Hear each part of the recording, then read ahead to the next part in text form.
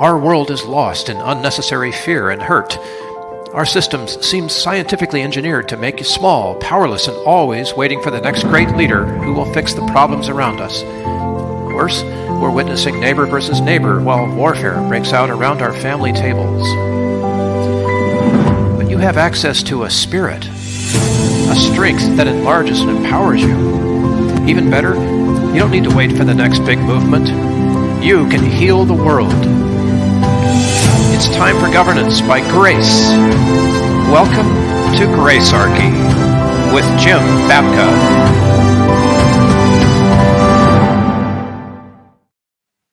Jim, you got a great one here, man. I'm looking forward to this conversation. It's people. I mean, we could talk about government conspiracy and then the shadow government control of all of these agencies and institutions and stuff like that. Politicians banking on it, and foundations cashing in on it. We could do all of that, but I think where we need to start. Remember that great movie, Thank You for Smoking? Yes, but there's one scene in particular that has stuck with me. I've referenced it on this show before. Right? Yeah, tell us, because put this into context, right? Well, it's a smoking industry lobbyist who says that the way that he essentially teaches his son on when he's got, kind of weekend visitation type of thing, they're out at a fair and they're eating ice cream, that he can win a debate over what is the best flavor of ice cream. And the winning the debate when you're in the media or when you're on a show or you're on a stage, winning debates is not about changing the mind of the person you're debating.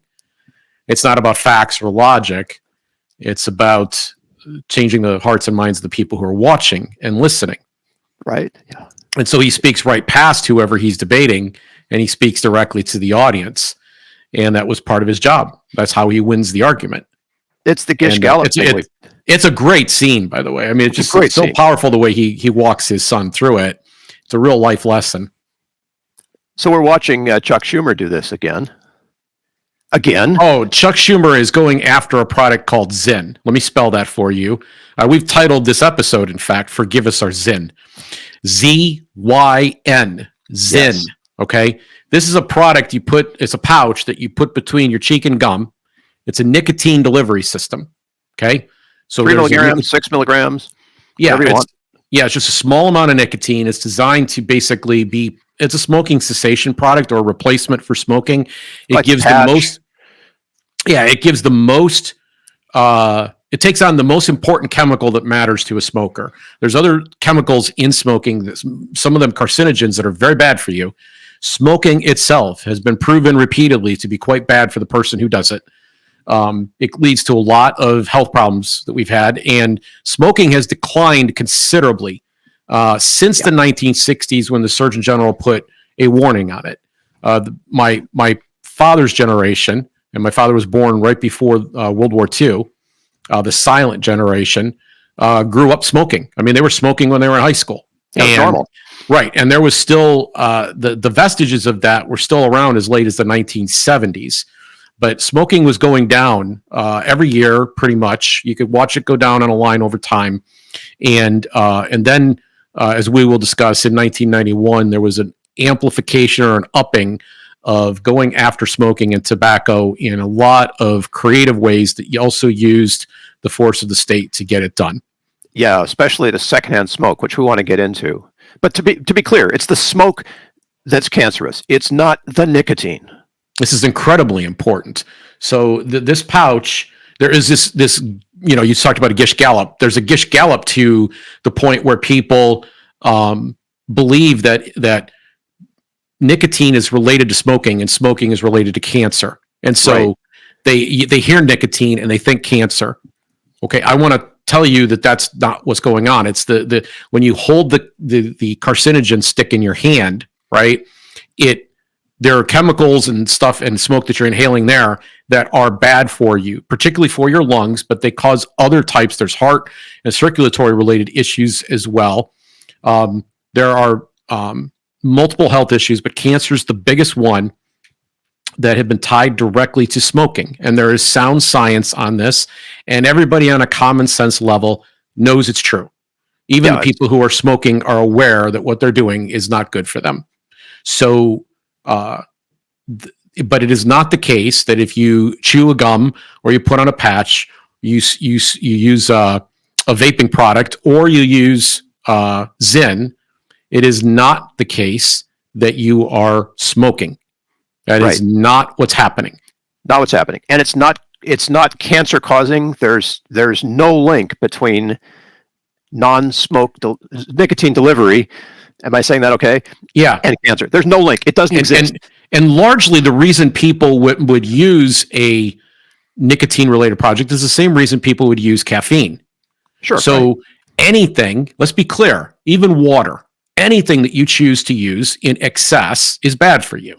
Okay. You could drown yourself by drinking too much. That's a fact. Like that. Now, not very many people do it. It's rare that happens. Most people stop before they get to that point for a variety of reasons, internal in particular, like you're a little too full to do it. But you can conceivably drink too much water, and water can become a toxin. So in that situation, you don't want too much caffeine, and you don't want too much nicotine. But nicotine is naturally produced. You get it in peppers, for example. There's a little bit of nicotine in peppers. And the amounts that we're talking about here are designed to be used in an adult responsible way. And they're not patently dangerous anywhere near the same way the cigarette. So when you hear nicotine, stop. Break your habit of thinking cigarette. Nicotine and cigarette. Nicotine can be delivered in other means, and it is naturally occurring, and it is not a carcinogen. Yeah, like caffeine. FDA regulates caffeine, don't they? I don't know whether they do or not. I'll be honest with you. I'll be honest with you. I would prefer they didn't. Really? Okay? I mean, yes. I agree with you, but no, if they want to regulate nicotine, why don't they regulate caffeine? I don't think they should be regulating. I don't want them regulating either one. I want adults to be making adult decisions, and that's part of what we need to discuss here today is adults. There we go, because the secondhand smoke thing was a nanny state overreach. Okay, so let me give you a tiny bit of background on this, just a tiny bit. We're going to spend a lot more time on this in a moment, but I just want to tell you that there was a war that went on from 1991 to 2011. From 1991 to 2011. Where do I get that information? The Robert Wood Johnson Foundation, right? Johnson and Johnson's. That's the name of the founder. Yep. The tobacco campaigns of the Robert Wood Johnson Foundation and collaborators, 1991 to 2010, laid out the report as to how they were so successful in getting a number of anti-smoking laws into place. These are bans for smoking in airplanes and airports, and bans on smoking at public venues or even near the public venue, bans on smoking in restaurants. These are licensing schemes for being able to sell the product. These are excise taxes. They wanted to make the thing unaffordable. If we have time, maybe we'll talk about how taxation works. I don't know if we'll have time to get into that today, but it's a fascinating thing. But they actually went into entertainment. They went into smoke-free air laws. They tried to change social norms. They invested in tobacco cessation efforts. They looked to create tax policies and government policies that would limit smoking in public and private workplace. Yep. They sought to get judgments out of smoking companies to help pay for these efforts from a general pool. They worked on changing how tobacco was advertised. They worked on and that because it already basically had been banned in television, but they went further. They went into trying to find ways to basically get it out of every place it was, including you might remember that the Marlboro Man was on Times Square. Yep. Right. I knew the guy personally. Okay. Yeah. And then to get out a whole battery of science. And the science is the part that's the most interesting to me, because they had to up it because lots of people had quit smoking. Lots of people had gotten the messages. And in order to get where they wanted to go, they had to do scientific work on secondhand smoke. Yes. Now, everybody assumes, I just want to be clear. Everybody assumes, before I say what I'm going to say, everybody assumes, please listen to me. Everybody assumes that secondhand smoke is dangerous because it's floating around in the air and we all breathe. And they say, well, I'm smoking too, because someone nearby me is smoking. I'm smoking too. In fact, they might be across the room and I'm smoking too, or they might be outdoors and I'm smoking too. Like, we have to ban smoke, not just cigarettes, but smoke. We have to take away smoke. So they kept driving the poor cigarette smoker further and further and further and further and further from their engagement, right? Yep. You build a sports facility now, and it's a campus, and you're not allowed to smoke anywhere on the campus, outdoors at all. Not allowed. There's no designated area, right? You want to give up your ticket and leave and go light up? Go ahead, right? So I will grant to everyone. I want to grant this up front, because there's like this intuition or this common sense that it must be bad for you. There's this intuition that that it's not good for my health for someone to smoke nearby me. And I'm going to grant that it's icky. I'm going to grant that it's not pleasant. I'm going to grant that it smells. I'm going to grant that it leaves stains on things. I'm going to grant all of that and tell you that they still cheated, and the science on secondhand smoke is junk. And it's not me saying this. And I don't want to, and this tobacco industry has said this, and you say, well, I can't trust them because they have a profit motive. Fine. Okay? Don't trust them. Yeah. There is a judge. This is in 1998. His name was Osteen.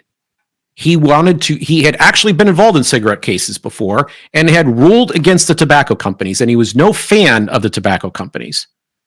But he determined that the Environmental Protection Agency, EPA, had cherry-picked its data and had grossly manipulated, quote, scientific procedure and scientific norms, end quote, in order to rationalize the agency's own preconceived conclusion that passive smoking caused 3,000 lung cancer deaths a year. I'm quoting from a piece in Cato. We're going to include not one, but two links on this story, so you can go read these two stories. I'm going to quote one from the left and one from the libertarian side, so you can see that this was a mainstream decision, and this judge, no fan of the tobacco industry, said that the EPA's analysis, here's what they did.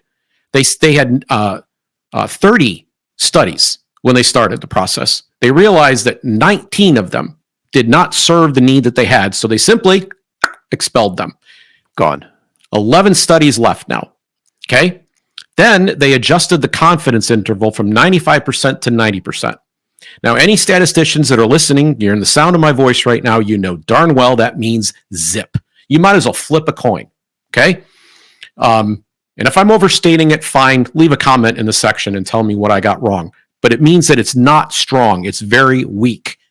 When the manipulated, this is how Cato's writer goes on to say, he says, when the highly manipulated smaller sample finally confessed that passive smoking was a health risk, the EPA probably announced that it had proven its preconceived conclusions.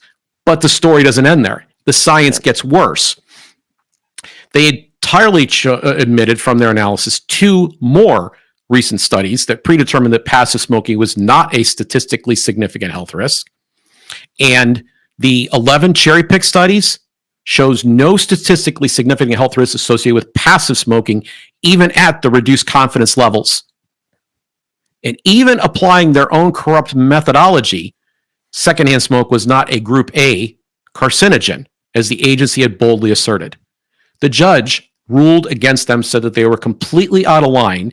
This was EPA policy. But you know how sometimes, like, the horse is out of the pen and now somebody says, hey, quick, we got to close the gate? Yeah. This thing was off and running. Everybody had come to believe that this is what was happening, and policy followed. And policy followed. And one of the main actors... Policy based on cherry-picked data from junk science. And one of the main actors driving all of this was the Robert Wood, Johnson Foundation. Johnson & Johnson. Yes, that second Johnson spends a lot of money. They have a $13 billion endowment. Now, I'm not an expert in any of this, so I'm going to be clear that some of what I'm saying here is alleged, right?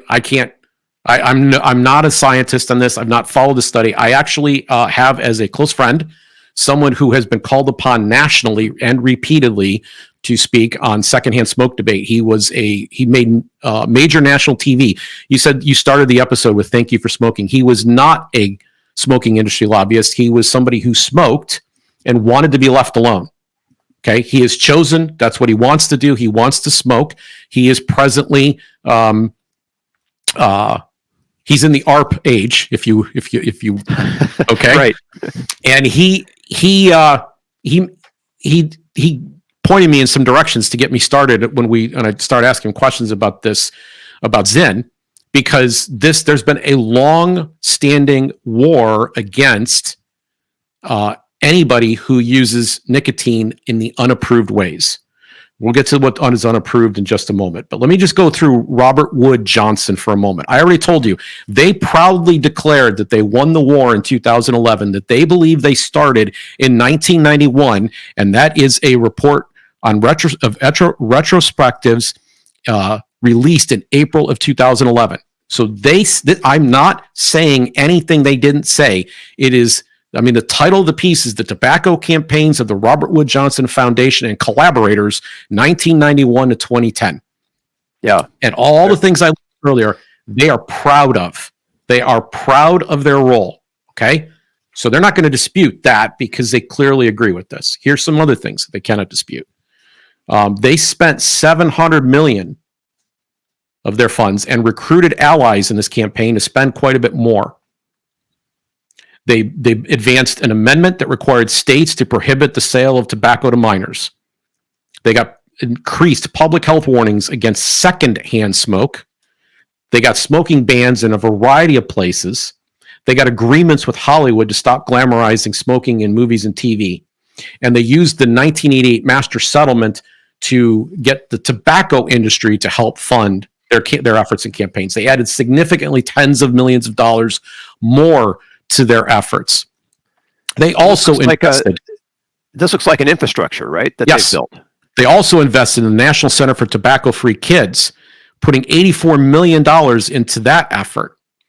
Yeah, and because, kids smoke. Right. And then they said that raising tobaccos was their number one strategy.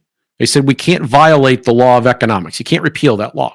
So let's just talk about that for a second, because there happens to be an overlap between the political left, particularly members of the Democratic Party, and the Robert Wood Johnson Foundation, and not just them, because there's a vaping campaign we'll get into in a minute, and the major funders of that, Robert Wood Johnson, is third behind. You ready for this?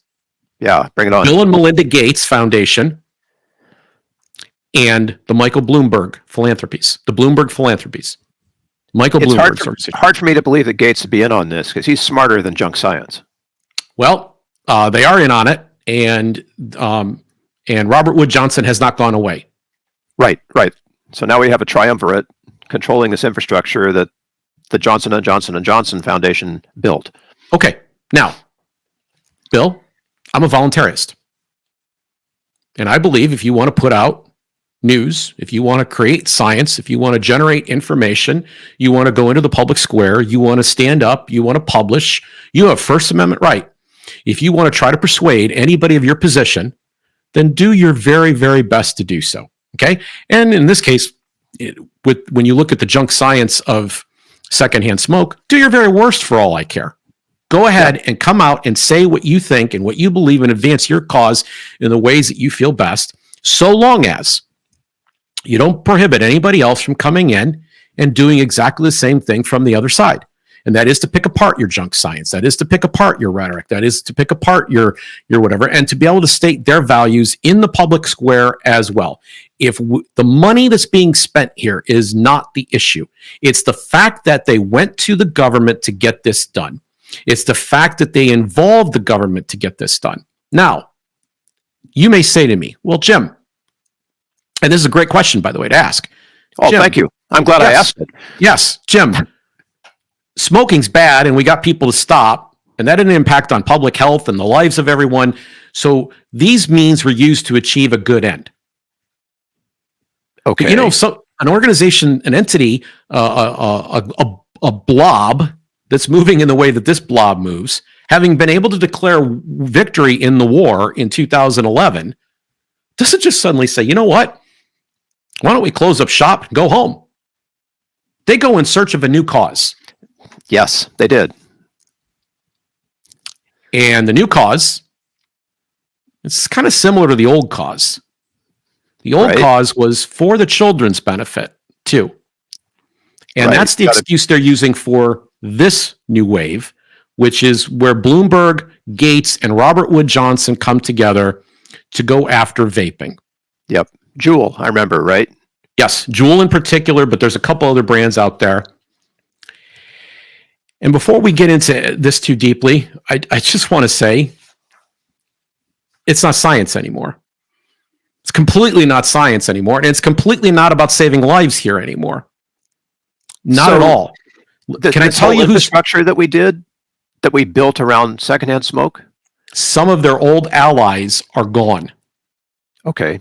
And here's why. This is science now. We have the Centers for Disease Control and Prevention, the Food and Drug Administration, which we're losing, by the way, but they didn't start there. When they were doing science before political pressure was put on them, they had a position, and no less than the American Cancer Society, all saying that vaping products are smoking cessation products that are vastly healthier, will lead to vastly better outcomes that will increase dramatically the lifespan of human beings. Yes. In fact, let me go further and tell you this quick story.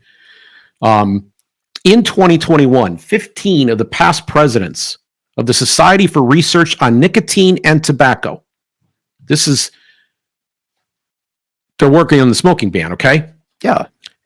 They said that the media, legislators, general public have developed a negative view of e-cigarettes because of the heavy emphasis public health organizations have placed on protecting youth from vaping while ignoring the potentially substantial benefits of e-cigarettes in helping tens of millions of addicted adults quit smoking.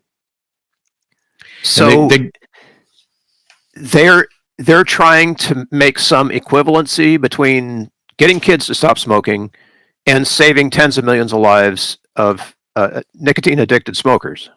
Well, okay, so what's happening now is the FDA is being politically pushed to abandon science and start to create a balancing test between exposure to children being high schoolers for the most part, right, and the public health benefit of vaping. And the argument we are talking still about nicotine, right? Yeah, just nicotine. Okay, just nicotine. Okay. So there's the FDA saying that kids might get addicted to nicotine and that's bad, while ignoring things like kids might get addicted to caffeine and that's bad. Do you remember the nonsense about gateway drug? Yes, right. This is supposedly a gateway drug. This is supposedly a gateway drug to smoking. Now we'll actual burning carcinogenic sticks. Yes, and there's no evidence for that. In fact, the evidence runs in the opposite direction. And kids are smart. They're not going to use something that'll kill them. Not only that, the kids that touch and taste, and we will include an article with this information as well, the kids who touch and taste these products tend to be people who already smoke anyway. It's a very, very small percentage, by the way. We have done a remarkable job in getting kids to be kind of disgusted by smoking, and so not a lot of kids do it. But of the small percentage who use a product, I'll give the stat, maybe if we have time before the end. I've got it here in my stack of papers I'm kind of working through. The majority of them are the very tiny percentage that use these products. The majority of them have smoked in the last 3 months. And they're switching. Yeah, so vaping is, again, we go all the way back to the beginning of the episode, is not as dangerous as smoking a cancer stick, right? You smoking cigarette is bad, okay? Vaping is vastly better, and it is delivering nicotine, which is a stimulant similar to caffeine. I don't think it's irresponsible to make that association, because so Robert Wood Johnson put it in the right place. Robert Wood Johnson goes after cigarette smoke, declares victory, looks for a new target, and decides that vaping is one of their new targets. And they're doing that with help from even bigger partners now that are bigger than them, Bloomberg and Bill and Melinda Gates. Bloomberg and Gates. And they got Juul. They managed to shoot it down, right? Well, they've been working on that pretty hard, and they have made significant dents in that. But here's something that's really, really fascinating and interesting. A little bit of niche history here. unless you actually were involved, as my friend was in the smoking cessation wars, the secondhand smoke, you wouldn't know this. But at the very same time that secondhand smoke became an issue, Nicorette gum came out. And back then it was a prescription. Now it's over the counter. You want to hazard a guess who made Nicorette gum? Oh, let me see here. Let me think real hard. Did it come from a company that started with the letter J? Johnson & Johnson. Johnson & Johnson. And Johnson, again, there they are. One more time. And in none of these efforts that you will go and research and find, will you find the Robert Wood Johnson Foundation waging a war on Nicorette gum. Nicotine delivery is fine, just fine and dandy if it comes from their gum. There's no comment on that. But on flavored vaping, this clearly, and by the way, I'm making a profoundly scientific statement here. If it's flavored to be like cinnamon or cherry or vanilla, if it's flavored like mocha, if it's flavored in Starburst or Twizzler or whatever, if it's flavored in any way, you absolutely must be targeting children. That could be the only reason you would do it. No adult likes any of those things. No adult would ever buy those products. No adult's interested in flavors. They want straight. In fact, they probably prefer it tastes a little bit bitter, right? They want their nicotine in the bitterest form they can get. Right. That's science. Yeah, just like Starbucks, who only serves one flavor of coffee. Yeah, they don't want that. No, that can't, we can't have that. We can't have that. That's their problem right now. So So did they lose control, Jim? Did they were late to the vape market, so they're taking out the competition through the government? I told you I'm alleging. I can't actually prove what I'm saying here. I'm just going to let you draw the inference you want. If nicotine delivery is the problem, then Nicorette should not have been in the mix. Right. That's not the problem. It's not the problem. And they know it. And the science would demonstrate it. I want to back up on one point we kind of brushed over, and I want to make sure we don't miss it before we go. During the pandemic, we had a group of people who are engaged in the field that's called public health. There is no such thing as the public health. Either you're sick or you're not. I'm sick or I'm not. I'm well, you're well. Individuals have health. There is no public health. Individuals have health. But let's leave that aside for a moment. Let's say that these people do something that is actually valid. Let's pretend. When we went through the pandemic, I said out loud, I said it on Facebook, I said, we have left out a group of people in this equation, and that is economists. And I say this specifically because the subject of the book, Economics in One Lesson, I think it's the second most important economic lesson available personally, but it's right there. It's right near the top. Is that the economist has the job or the duty of taking all the various people affected by a given situation, scenario, policy, whatever we're talking about here. They have to account for everything and figure out what the effects are on all groups and weigh out and compare all of them and be honest about what those are. Public health officials, on the other hand, have only one job to do, which is to stop the spread of some contagion of some kind. Some public health menace must be stopped. And from their perspective, we can do it at all costs. Economics says, no, we got to look at the costs and figure out whether we can afford them, and we got to figure out what the trade-offs are going to be, which is the most important lesson in economics. What are the trade-offs? Because there is no utopia here. There's always a trade-off.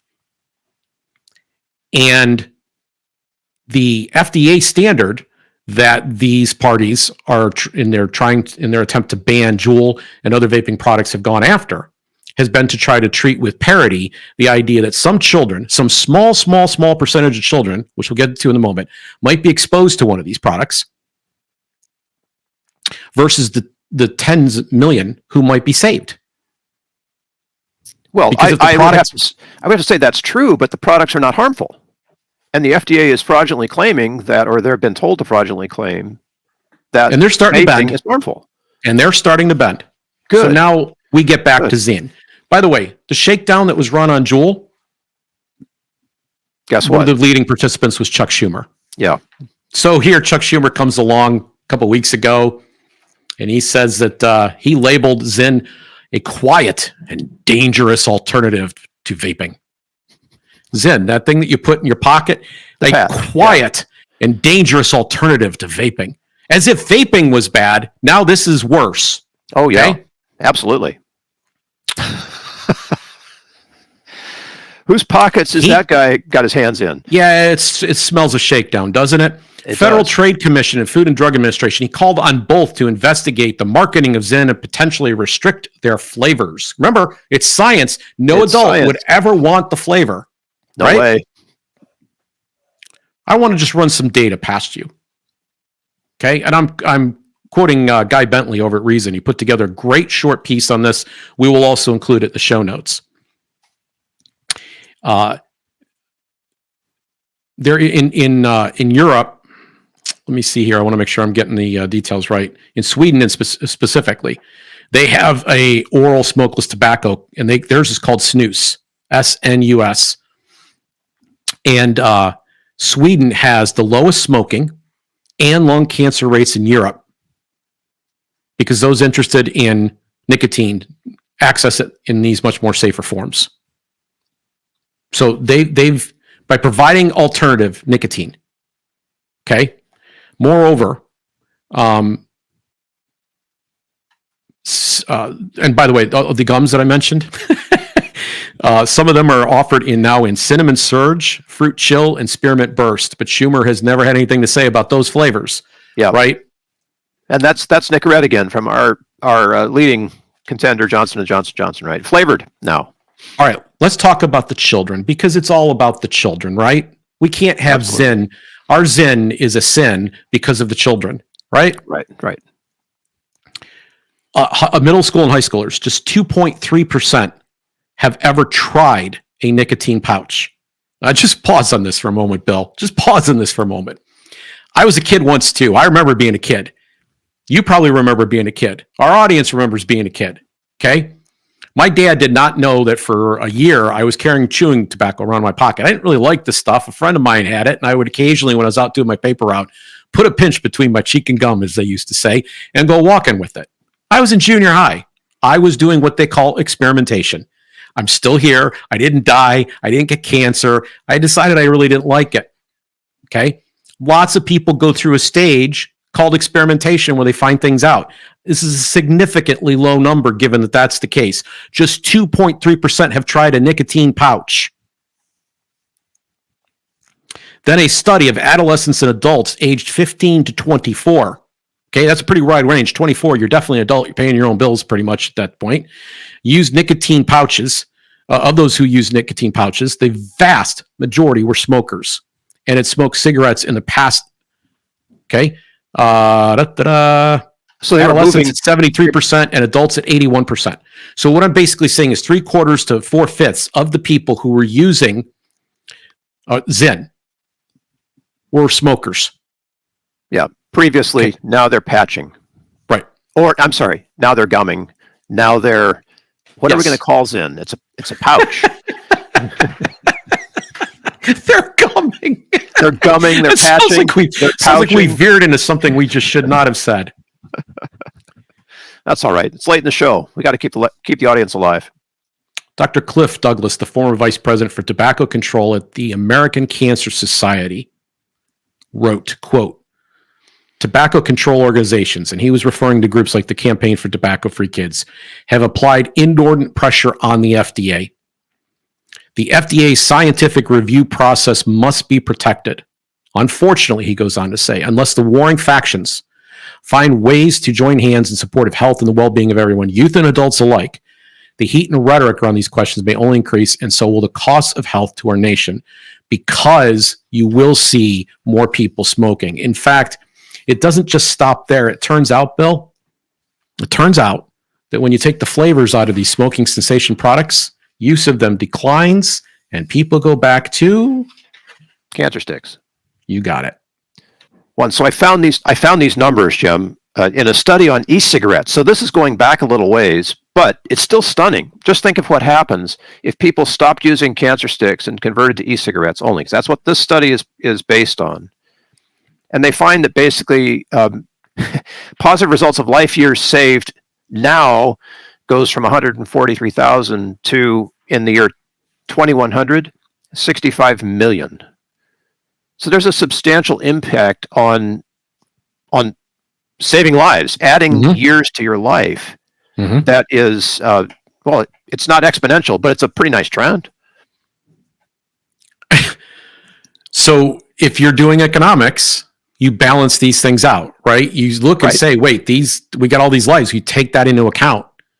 And the idea then that you would say, well, we've got to keep it away from, 2% of children, 75% of which are smoking it already anyway, or interested in smoking.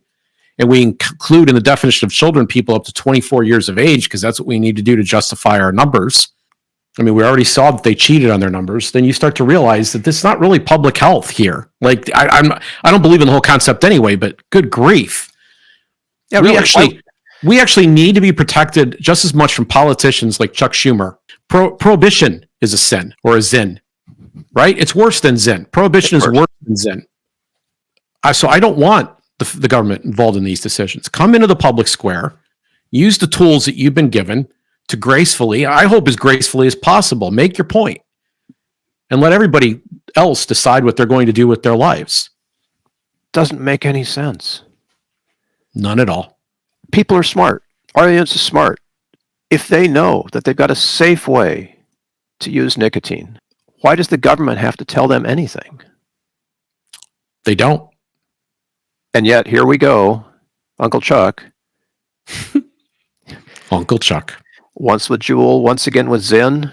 Using the power of the state to bully. And who knows, maybe shake down these companies for political support. This certainly is not what we would call a Gracearchy. Every time we introduce coercion into the mix, every time we put the government on one side or the other, we see harmony, social harmony decline. This keeps happening. And so, you know what? If maybe you want to argue, if maybe you would like to argue that you just know that what they did before in their first war against cigarettes was for the largest good. Maybe I'm going to have a hard time persuading you otherwise, despite the fact that the science is junk. But